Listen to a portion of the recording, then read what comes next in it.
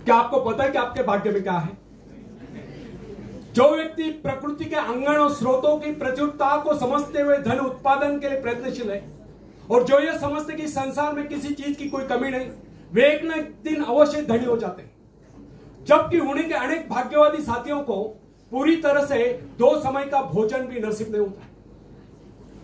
समृद्ध होने का मूल मंत्र है कि व्यक्ति मानसिक दिवालेपन से बचे, हताश होना छोड़ दे और अपने आप को समृद्ध अनुभव करे, प्रेरणा स्रोत बने। या मैं ऐसे व्यक्ति का जिक्र अवश्य करना चाहूंगा जिसके मन में कई लेश मात्र भी किसी बात के लिए अविश्वास नहीं। उसने अपने जीवन में अच्छे बुरे अनेक प्रकार के उतार चढ़ाव देखे, परंतु उसे अभी तक संसार की प्रत्येक वस्तु में विशिष्ट रुचि है। उससे बातचीत के समय आप उसके व्यक्तित्व से अवश्य प्रभावित होंगे। वह किसी भी वस्तु को साधारण नहीं समझता। जीवन की छोटी से छोटी बातें तथा इर्द गिर्द बिखरी हुई सामान्य और नगण्य सी वस्तु भी उसके लिए कुछ न कुछ महत्व रखती है। वो अपना छोटे से छोटा काम भी बड़े मनोयोग से करता है। ऐसा प्रतीत होता है कि उसके सभी कार्य कर्तव्यशीलता के उदाहरण हैं। किसी भी काम को करने के लिए वो अनावश्यक उदय गुण में नहीं फंसता। ऐसा प्रतीत होता है कि जिस प्रकार सूर्य का प्रकाश सारी पृथ्वी को ढके हुआ है, उसी प्रकार उससे मिलने वाले सभी लोग उसे चाहते और प्यार करते हैं। उसके मन में कई लेश मात्र में किसी प्रकार के अविश्वास की भावना नहीं चलती। स्वस्थ और विघ्न बाधाओं रहित जीवन जीने वाले व्यक्ति दूसरों के लिए प्रेरणा स्रोत होते हैं। फ्रेंड्स, यहां मैंने जिस व्यक्ति का उल्लेख किया वो धनी नहीं है, परंतु उसे जो प्रसन्नताएं प्राप्त है वो संसार के बड़े से बड़े धनवान व्यक्ति को भी प्राप्त नहीं। दूसरों के जीवन को समृद्ध बनाने के लिए उनकी सहायता करने वाले व्यक्ति समृद्ध जीवन बिता सकते हैं। फ्रेंड्स, मृग तृष्णा छोड़े। आपके संपर्क अनेक ऐसे व्यक्तियों से आए होंगे जो बहुत ही धनी है, परंतु निहायत बेकार और निकट्टू है। ना वे खुद खाते ना दूसरों को खाने देते, अपनी हड्डियां गला गला कर धन जोड़कर चले जाते हैं, खुद भूखे मरते हैं, अपनी इच्छाओं को मारकर पैसा एकत्रित करते हैं। आखिर ऐसी अमीरी किस काम की?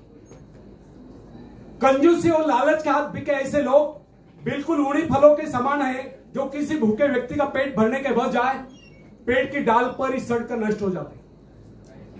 इस प्रकार की समृद्धि से तो गरीबी लाख गुना अच्छी है।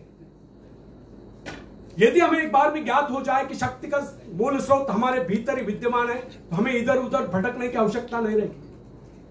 अंतर्मुखी प्रेरणा स्रोत इतना समृद्ध है, जो उसे एक बार प्राप्त कर लेता है वो संसार की समस्त समृद्धियों का स्वामी हो जाता है। प्रेरणा रूपी अमृत पात्र के एक बूंद उसके जीवन की सारी शुष्कता को समाप्त करके उसे हरियाली में बदल देती है। प्राय लोगों के साथ कठिनाई यह है कि वे कस्तूरी मृग के समान अपने नाभि में स्थित सुगंध के स्रोत को ढूंढने के लिए जीवन भर इधर उधर भटकते रहते हैं और अपने नाभि में स्थित कस्तूरी को ढूंढ नहीं पाते। वस्तुतः समृद्धि का मूल स्रोत हमारे भीतर ही विद्यमान है।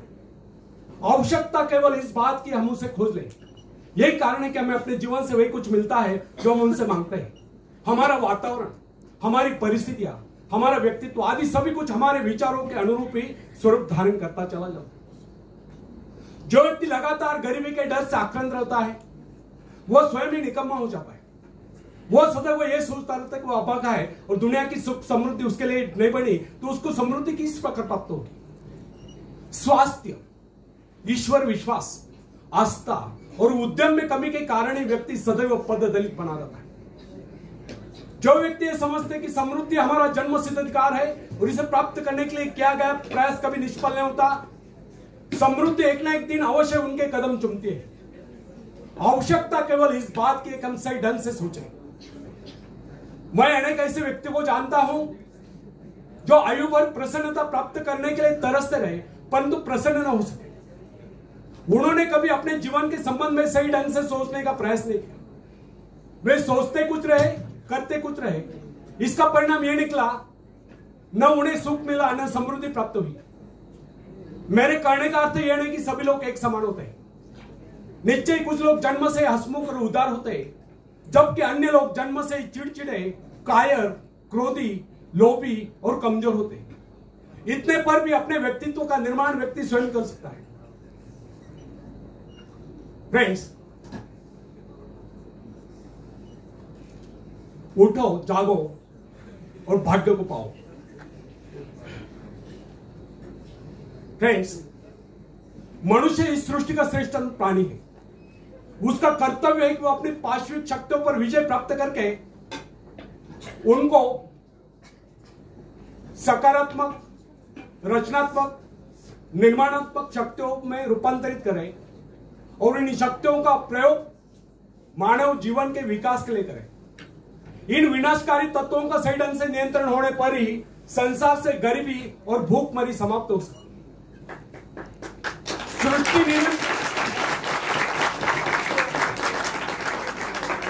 सृष्टि निरंतर विकास की ओर अग्रसर है। वो विकास की योजनाओं पर चल रही है। काम करने वाला या कभी भूखा नहीं मरता।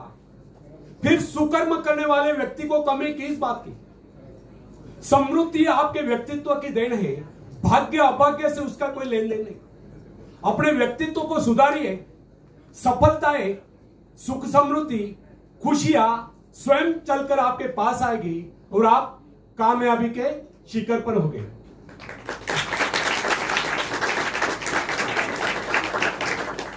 तो आखिरी में एक कविता पेश करता हूं, आप भी मुझे साथ देंगे।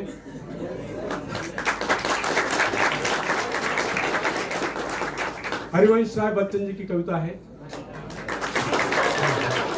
शायद आपने अमिताभ बच्चन के अंदाज में सुनी होगी। मैं मेरे अंदाज में सुनाता हूं, आप भी मुझे साथ देंगे। लहरों से